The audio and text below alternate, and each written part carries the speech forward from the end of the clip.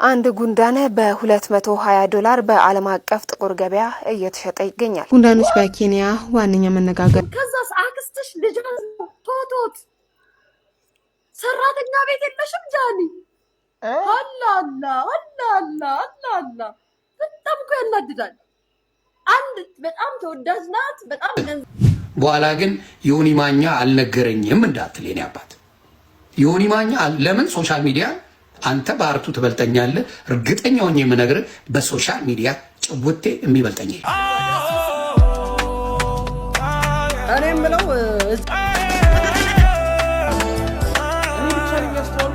እንዲው ዲሃ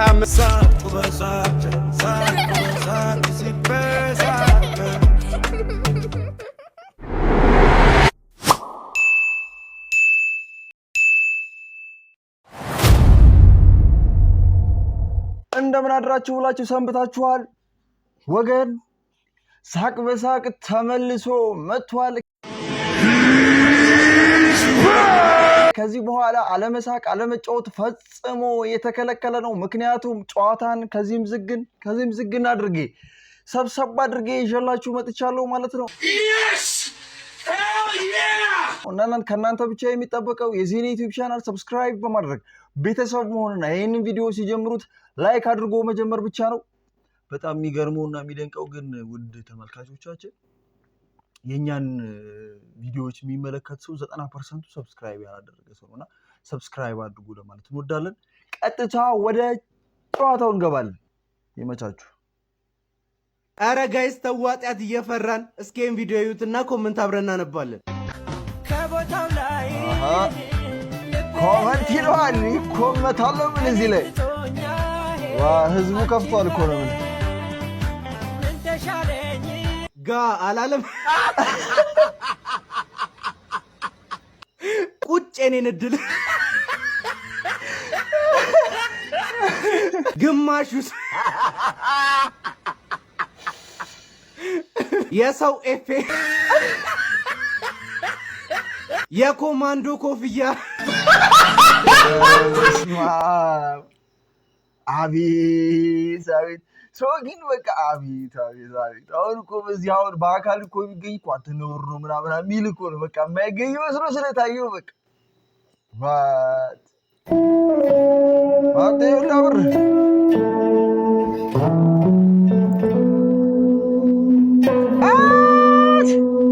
ቢኖር አንተ ነው የሚጠቅምህ። እንግዲህ ምንም እናደርግ አንችልም። አንተ መብት ነው። በኋላ ግን ዮኒ ማኛ አልነገረኝም እንዳትል የኔ አባት። ዮኒ ማኛ ለምን ሶሻል ሚዲያ አንተ በአርቱ ትበልጠኛለህ? እርግጠኛ ሆኜ የምነግርህ በሶሻል ሚዲያ ጭውቴ የሚበልጠኝ የለም። በደንብ ማን ምን እንደሚፈልግ ሶሻል ሚዲያ ላይ ኤክስፔሪንሱ ከኔ በላይ ያለው ሰው እዚህ ቲክታክ ላይ አታመጣ። ስለዚህ ልጥልህ ስለማልፈልግ እንዲጥሉ ስለማልፈልግ የሆነ ነገር እንድትሆን ስለማልፈልግ ለዛ ነው ይሄን ነው። ስለዚህ ዮማሪዎስ በቃ ሶሻል ሚዲያ ላይ ላጥ ይብራ እቺ ቲክታክ ላንተ ከዛ ድሪም አፈር ከድቤ ተከታለች። ባዶ ትገባለህ። ቴዲዮ ልጅ ማይክ ባንተ እንትን ሳሚዳን ምናምን ብታያቸው የሉ የሆነች አይዲያ አድርገው ላጥ ብለው ይሄዳሉ። ስለዚህ ክብራቸው እስካሁን ድረስ ነው። ስለዚህ በአርት ደረጃ ያላችሁ ክብራችሁን ለመጠበቅ በዛ ሌቭል መቆየት አለባችሁ። ያ ሌቭል ከሌለ በቃ እዚህ ካገኘኋቸው ለምን ብዬ ነው ከፍዬ ማይ ተንገባር እዚህ መጣ እንደፈለክ በነፃ ታፕታፕ እያደረኩ ማይ ከሆነ ለምን ብዬ ነው ያንተን ኮንሰርት መገባው? ለምን ብለው ሲገባሉ ኮንሰርት ተንገባር እኔ አላቅም። እንደው ለዚህ አይነት ቦታ ሀሳብ መስጠት በጣም ከባድ ነው የሚሆነው። እንግዲህ ዮማሪዎስን ዮኒ ብቻ አይደለም እንደዚህ አይነት ሀሳብ የሰጠው፣ ሌላም ደግሞ ተጨማሪ እንደዚህ አይነት በሴም ሀሳብ የሰጠ ሰው አለ። የእሱን ደግሞ አይተን እንመለስ። ዮማሪዎስ ትንሹ ወንድማችን አንድ አድቫይስ አለኝ። መቼም አንዴ ምን ነው ሁሉንም አውቃለሁ አልክ የሚል ሰው ይበዛል። ሁሉንም አውቃለሁ ሳይሆን አድቫይስ ነው ወንድማዬ፣ አድቫይስ ይሰጣል። እሺ ጋይስ፣ በጣም ያንግና ሶሻብል ይሆን ከሁሉ ሰው ጋር የምትግባባ አይነት ልጅ ነህ። ደስ ይላል በጣም። የኔ የታላቅ ወንድም ምክር ምን መሰለ? ቲክታክ ላይ አሪፍ ነው እየተንቀሳቀስክ ያለው፣ ግን ላይቭ ባትገባ፣ ጌም ባትጫወት፣ ያንተ ፕሮፌሽን ከእንደዚህ አይነት ነገር እንድትቆጠብ ያስገድዳል። ትልቅ ደረጃ የምትደርስ ልጅ ነህና የሆነ ጊዜ ላይ ነጥብ እንዳያስጥሉህና እንዳይጎዱ ግድ የለህም። ላይቭ ይቅርብህ። ሌላው ግን ኮንትሪቢዩቱ እንዳለ ቢሆን እኔ ወንድማዊ ምክሬን ለግሳለሁ። ብዙ ምሳሌዎችን መስጠት ይቻላል፣ እነከሌ ላለ ማለት ነው። የጥበብ ሰዎች ከእንደዚህ አይነት ፕላትፎርም የሚርቁት ራሳቸውን ለማስወደድ ብቻ ሳይሆን ያው የሆነ ጊዜ ላይ ደበቅ ብሎ የመጣ ነገር ደስ ስለሚል ነው። ደበቅ ብትል በተለይ ከላይቭ ላይ በጣም ደስ ይለኛል። በተረፈ በጣም አድናቂ አክባሪ ጀግና፣ በርታ። ብዙ እንጠብቃለን። እግዚአብሔር ከክፉ ይጠብቅህ። በርታ። ኪፕ ጎይንግ ብራዘር። መልካም ቀን። እንግዲህ እንደሰማችሁት ነው። ዮኒም ጋም የተሰጠው ሀሳብ ተመሳሳይ ነው። እዚህ ወንድም ጋር የተሰጠው ሀሳብ ተመሳሳይ ነው። እንግዲህ ይሄንን አስመልክቶ ይመስለኛል እንግዲህ ዮማሪዎስ መልስ አይሆን ይችላል፣ ግን ስቶሪው ላይ በዛ ያሉ የውጭ ሀገር ላይቨሮችን ስቶሪ አድርጎ ታይቷል። እስኪ ደግሞ እነሱን አይተናቸው እንመለስ። እስኪ ዮማሪዎስ ላይ ምንድን ነው የተፈጠረው? ዮማሪዎስ ስቶሪ አድርጓል። የሆነ በርከት ያለ ስቶሪ ነገር አድርጎ አየው እና ደግሞ የሆኑ ሩመሮች አሉ። ለምንድን ነው ዮማሪዎስ ላይቭ የሚገባው? አርቲስት አይደለ ወይ? አትሰበሰብም ወይ? አደብ አገዛም ወይ? ምናምን የሚሉ ምልከታዎች ከአንዳንድ ሰዎች የተሰነዘሩበት ነው። አሁን ይሄ እኛ ያለንበት ትውልድ 21ኛው ክፍለ ዘመን ነው። ፊልም የዘጠናዎቹ ልጆች ነን እና እንደ ድሮ አርቲስቶች ምናምን ነገር ማለት ነው አሁን ላይ ብዙ ፍሌክስ አያደርጉም። የኛ ዘመን አርቲስቶች ለኢንጌጅመንት ሲባል ማለት ነው ሶሻል ሚዲያ ላይ ምናምን ብዙ ቦታ ላይ ታገኟቸዋላችሁ። አቬለብል ናቸው። እንደ ድሮቹ ኩፍስ ብሎ ምናምን ሰው እንዳያገኛቸው የመደበቅ ምናምን ነገር የለባቸውም። አንድ ይሄ ነው። ሁለተኛው ደግሞ ማለት ነው ዮማሪዎስ ወደ ሚውዚክ ኢንዱስትሪው እንዴት ነው የመጣው የሚለውን ጥያቄ እናስበው። በቲክቶክ ነው የመጣው። ዮማሪዎስ የመጣው በቲክቶክ ነው። በቲክቶክ ነው ሚስተር ብሊንግን ተዋውቁት ምናምን አሁን ያለበት ደረጃ የደረሰው። ዋሪፍ ስትሪመር ቢሆንስ ከዚህ በኋላ አሁን ለምሳሌ ቅርብ ጊዜ ዲዲጂ መጥቷል አይደል? ዲዲጂ ራፐርም ነው ስትሪመርም ነው። ሌሎች ደግሞ ብዙዎችም አሉ። እነ ዊዝ ካሊፋም ስትሪም ያደርጋሉ ምናምን ነገር እና ኢቭን ድሮ ምን ይደረግ ነበረ እነ ሊል ዌይን ምናምን ዊዚ ዌንስዴይ ሳምንት አንዴ ዩቲዩብ ቭሎግ ምናምን ይሰሩ ነበር። ሶስተኛውና ዋነኛው ነገር ነው ማወቅ ያለባችሁ፣ ይሄ ልጅ ሲመጣ ሂፕ ሆፕ አርቲስት ሆኖ ነው የመጣው። ሂፕ ሆፕ አርቲስት ሲሆን ደግሞ ማን ነው ሂፕ ሆፕ በጣም ራስን የምትገልጽበትና ረሃ የሆነ ጃንራ ነው ከሚውዚክ ማለት ነው። እኔ እስከማውቀው ድረስ ማለት ነው እንደኔ እንደ ልብ መሆን የምችልበት የሚውዚክ ጃንራ ቢኖር ማለት ነው ሂፕ ሆፕ ነው። እንደ አርቲስት ማለት ነው ለምን በዛህ ምናምን ነገር አይባልም። የብልግና ነገር አላሳይም ብሮ የምትሉት እናንተ በጣም ምድር ላይ ተራው ነገር መጎዳዳት ነው። ቆመን ስንሄድ ጠንካራ እንመስላለን ምናምን በቆራጣ ብረት የምንወድቅ ፍጡራን እና ስቶሪዎችን ገብቼ ቼክ ለማድረግ ሞክሬ ነበረ። እንደተባለው እዚህ ላይ አሁን ያየናቸው ስቶሪዎች ናቸው በጣም በርከት ያሉ የውጭ ላይቭ ስትሪመሮች አይ ቲንክ ይሄን ሐሳብ ይገልጻሉ ተብሎ የታሰቡ ይመስለኛል። ማለትም እንደዚህ እንደ ዮማሪዎስ ተመሳሳይ ስራ ያላቸው ከዛን ደግሞ ላይቭ ስትሪም እየገቡ ስትሪም የሚያደርጉ ሰዎችን ይመስለኛልና እንግዲህ ዮማሪዎስም እንደዚህ አይነት ነገሮችን አጋርቷል ማለት ነው። ወደ ቀጣይ ቪዲዮ እንሂድ። እሺ ሙዲ ፈላ ማነው ስሙ ይወጥ ይታይ እሺ ማስተላለፈው ነገር አለ ብለኝ ነው። ምንድነው የምታስተላልፍናት? ስለ አባቴ። እሺ ነው ወዲ አባ ስለ አባቴ ነው መልእክት ማስተላለፈው መልእክት አባቴ ስራ ሰራለሁ ብሎ ወጥቶ እንደሄደ ቀርቷል እና መተ እንድታይ ሁሉጂ የሄዶ እንጃ ማቺ ነው እሱ ወይ ምንም ይሁን ማቺ ነው ያቲ ማቺ ወይኔ ማለት ነው እሺ ሙዲ ፈላ ማነው ስሙ ይወጥ ይታይ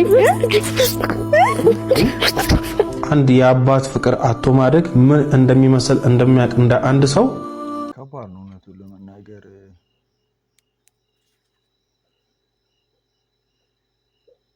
እንግዲህ አንድ ህፃን ልጅ እንዲህ ብሎ እስኪናገር ድረስ መጠበቅ እውነቱ ነው። አባቱ ያለበትን ሁኔታ አናቅም። ምን አይነት ሁኔታ ውስጥ ይሆን በህይወት ይኖር ብቻ ብዙ ማናቃቸው ነገሮች አሉ። ግን እዛ ደረጃ ከመድረሳችን በፊት መስተካከል ሊችሉ የሚገባቸው በጣም ብዙ ነገሮች አሉ ያምናለሁ። አሁን እንደዚህ አይነት ነገሮችን ለማየት የምወደው ወይም ደግሞ እንደዚህ አይነት ነገሮች ላይ አስተያየት መስጠት የምፈልገው እነዛን ሰዎች ለመናገር ምናምን ፈልጌ ሳይሆን በዛ ነገሮች የምንማር ሰዎች አለን ብዬ ስለማምን ነው። ልጅ ለመውለድ እያሰቡ ያሉ ሰዎች አሉና በቃ እንደዚህ አይነት ነገር እንደሚያጋጥም አክሴፕት አድርጎ ማለፍ አለባቸው ብዬ አምናለሁ። የእውነት ነው የምላችሁ። በቃ በቃ በጣም ለልጅ ወሳኙ ነገር ከእናትና ከአባት ጋር ማድረግ በቃ በጣም ቢግ ኢምፖርታንት ነገር ነው እና በቃ ልጆቻችሁን ወልዳችሁ በቃ አትጣሉ ባካችሁ። በቃ ካልቻላችሁ ደግሞ ያ የማይሆን የሚችል ከሆነ ደግሞ አትውለዱ። እኛም እንዳቅማችን ይህ አባት መልእክታችን ከደረሰ ልጅህ በጣም ይፈልጋል ነው እንዳየኸው ነው እና ልጅህን አግኘው ነው። ከዛስ አክስትሽ ልጅ ቶቶት ሰራተኛ ቤት የለሽም ጃኒ? አላላ አላላ አላላ በጣም እኮ ያናድዳል። አንድ በጣም ተወዳጅ ናት፣ በጣም ገንዘብ ትሰራለች፣ በጣም የሚወዳት ሰው አለ፣ ለቤተሰቦቿ ከፍ ዝቅ የምትል ልጅ ናት እየተባልሽ የምትደነቂ ልጅ በዚህ ደረጃ አይን ላይ ካሜራ ላይ ሲመጣ የሚታይ ነገር ማስተካከል እንዴት አቃተሽ? እንዴት አቃተሽ ጃኒ? ለእናቴ ነው የምኖረው ቤተሰቤን አስተዳድራለሁ እንደዚህ ትይል እንዴ? ታዲያ እናትሽን ለካሜራ ስትፈቅጂላት ፏ ማድረግ ለምን አቃተሽ? አየሽ፣ አድናቂዎችሽ የኛ ቢራቢሮ የሚሉሽ ሰዎች ወዳጆችሽ በጣም ስለበዙ ቤተሰቦችን ምን ማስተካከል እንዳለብሽ እየተዘነጋሽ ነው። ካሜራ ላይ ሲመጣ ምን ማሳየት እንዳለብሽ እየረሳሽ ነው። ጥሩ አይደለም። እሺ ተውት። እኔ ከመናገሬ በፊት ዮኒ ማኛ የሰጠው አስተያየት አለ፣ እሱን ሰምተን እንመለስ። ምን አሉ መጣው የጃኒ አባትን እኮ ሰርግ ላይ ሁላ ያደረገው ሲጋቡ ያደረገው ኮት ነው አድርጎ የመጣው እንዴ? የጃኒ አባትና እናት ሞዴልነት ሊያደርጉ ነው እንዴ የመጡት? በሞዴልነት ሊታዩ ፉን ሊሉ ነው የመጡት ወይስ ተጋብዘው ከቤተሰብ ተዋውቀው ሊለያዩ? ጃኒ እናትና አባቷን ያስከበረች እንጂ ያዋረደች አይደለችም። አስከብራቸዋለች። ቤት ገዝታ እሷ ናት የምታኖራቸው። ጃኒ የትላንቷ ጃኒ ናት ቤተሰቦቿን የምታኖራቸው። ሲሆን እናንተ መደገፍ ነበረባችሁ። ሲሆን ጃኒ ጎበዝ ልጅ ወይም ደግሞ አስተያየት አለመስጠት ይቻላል እኮ ሰምታይምስ። ፊልተር እና ሜካፕ ስላደረጋችሁ ቆንጆ ሆናችሁ ይመስላችኋል? አዘቧረው ጊትነሽ አባቴ። ከ40 ዕድሜሽ ካለፈ በኋላ ለሌላ ሰው ለመተቸት ስትመጪ ራስሽን ይሁ። ጃኒ ላይ ተነስታችሁ ፊጥ ማለት ምንኛ ነው? ሻሽ ማድረግ ወንጀል ሆነ? ሻሽ አርጋችሁ እዚህ ትገቡ የለ? ትላንትና ከጎኗ ቆም ያለው ብለው ዛሬ ከእናቷ ጋር ቁጭ ብላ ስለታየች ለነሱ የነሱ ክራይቴሪያ ዊግ ሹሩባ ተሰርታ ዊግ አድርጋ ሜካፕ አድርጋ እናትየው ስላልመጣች እናት አይደለችም። እናት ከነ ምናምኗ እናት ናት፣ ወርቅ ናት። ብትጠቁር ብትከሳ ምን ብትል ባያምርባት እናት ናት። እናቷን ግን ጃኒ አስከብራለች፣ ቤት ገዝታ አኑራለች። በዚህ ዘመን ቤት ገዝቶ ቤተሰብን እኮ ለማኖር እኮ የሁላችንም ህልም እኮ ነው። ይሄንን ካደረገች ዲስ ቢግ ዲል። የእውነት ይሄ ትልቅነት ነው፣ የሁላችንም ምኞት ነው። ይሄ እንግዲህ ቀድማ አሳክታለች ማለት ነው። ማተር አያደርግም እውነቱን ለመናገር እኔ ቢግ ይሄ ምንድነው ለኔ ቅድም እንዳልኩት በቃ ለኔ ቤት መግዛት ነው። ለእናቴ ቤት መግዛት ዲስ ቢግ ዲል። በቃ ለሷም ያን ያህል ማተር ያደርግባታል ብዬ አላስብም። ማለት ትልቁን ነገር ከሸፈንኩላት እነዚህ ጥቃቅን ይሄ ዝም ብሎ ጥቃቅን አስተሳሰብ የሚያስብ ሰው ነገሮች ለሷ ማተር ያደርጋሉ ብዬ አላስብም።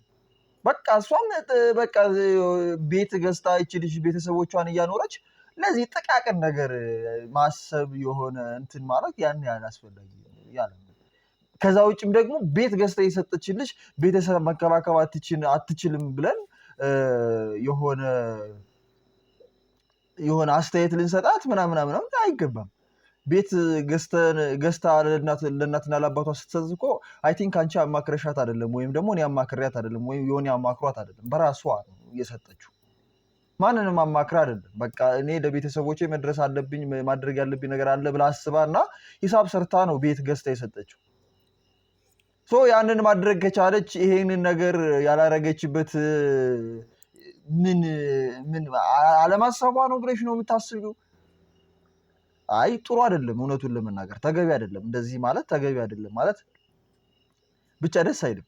አንድ ጉንዳን $220 በዓለም አቀፍ ጥቁር ገበያ እየተሸጠ ይገኛል። ጉንዳኖች በኬንያ ዋነኛ መነጋገሪያ ከሆኑ ሰነባበተ። በዝናባማ ወቅት እንደ ጊልጊል ባሉ የሀገሪቱ አካባቢዎች ጉንዳኖች አብዝተው ይንቀሳቀሳሉ። በሺዎች የሚቆጠሩ የጉንዳን ጉብቶች መመልከትም የተለመደም ነው። ጊልጊል አርሶ አደሮች የሚበዙበት የሪፍት ቫሊ አካባቢም ነው። የህገወጥ ጉንዳን ዝውውር ማዕከልም ሆኗል። ወንዶቹ ጉንዳኖች አነስተኛ ክንፍ ሰውነታቸው ላይ ይታይባቸዋል። ሴቶቹ ጉንዳኖች እንቁላል የሚፈለፍሉበት ወቅትም ነው። በዚህም ወቅት ንግስት ጉንዳኖችን የሚያድኑ ህገወጥ አዘዋሪዎች ይሰማራሉ። ህገወጥ የጉንዳን ሽያጭ ዓለም አቀፍ ሰንሰለትም አለው። በንግስት የሚመሩት ጉንዳኖች ስራ የሚያከናውኑበትና ኑሮ የሚገፉበት ማህበራዊ መዋቅርም አላቸው። የሚሹ ሰዎች በህገወጥ ገበያ ጉንዳኖችንም ይሸምታሉ። ጉንዳኖቹ ከተያዙ በኋላ በጠርሙስ ማስቀመጫ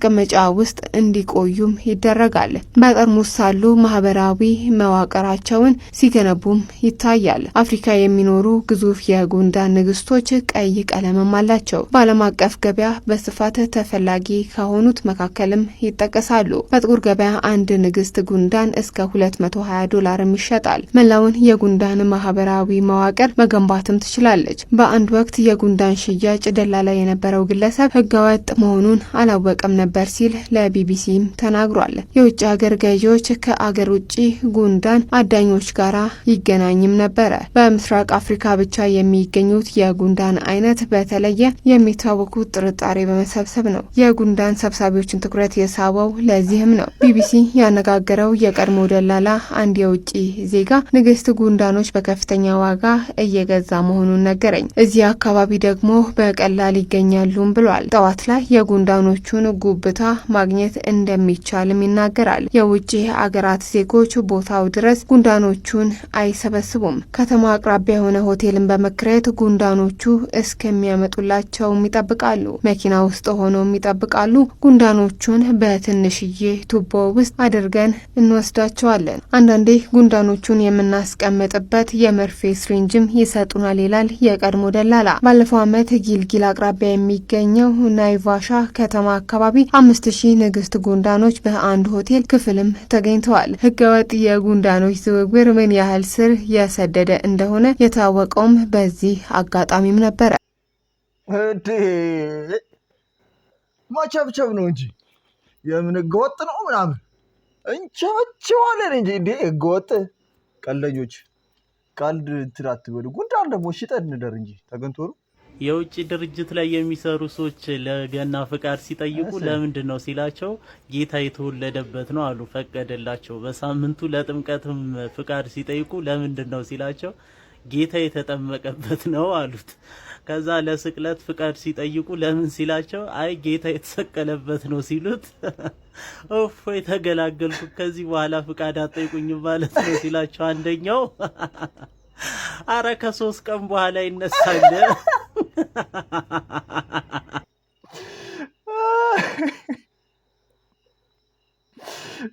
አንቺ መጃባቴ ደርሻለሁ። ይሄውና እየተቻኮ ይቅርታ የኔ አባት። አረ እለፍ አንተ እግረኛ ቅድሚያ ለእግረኛ አለፍ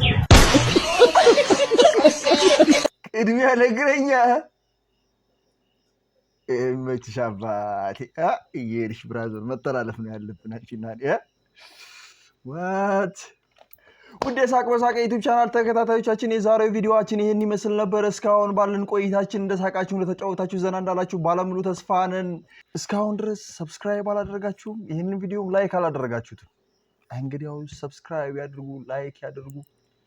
በጣም የሚገርመውና የሚያስደንቀው ነገር እስካሁን የተጫወቱት የተዝናኑት እያንዳንዱ ነገር አብሮት እንዲቀጥል ከፈለጉ የዚህን ዩቲዩብ ቻናል ሰብስክራይብ በማድረግ ቤተሰብ መሆን እንዳይረሱ ማለት እንወዳለን። የዛሬው ቪዲዮችን ይመስል ነበረ። በቀጣይ ቪዲዮ እስከምንገናኝ ድረስ ሰላም ሁኑ። ሳቅ በሳቅ ሚዲያ፣ ሳቅ ለጤናው፣ ጨዋታ ደግሞ ለደስታው። የዚህ ዩቲዩብ ቻናል ቤተሰብ መሆን እንዳይረሳ።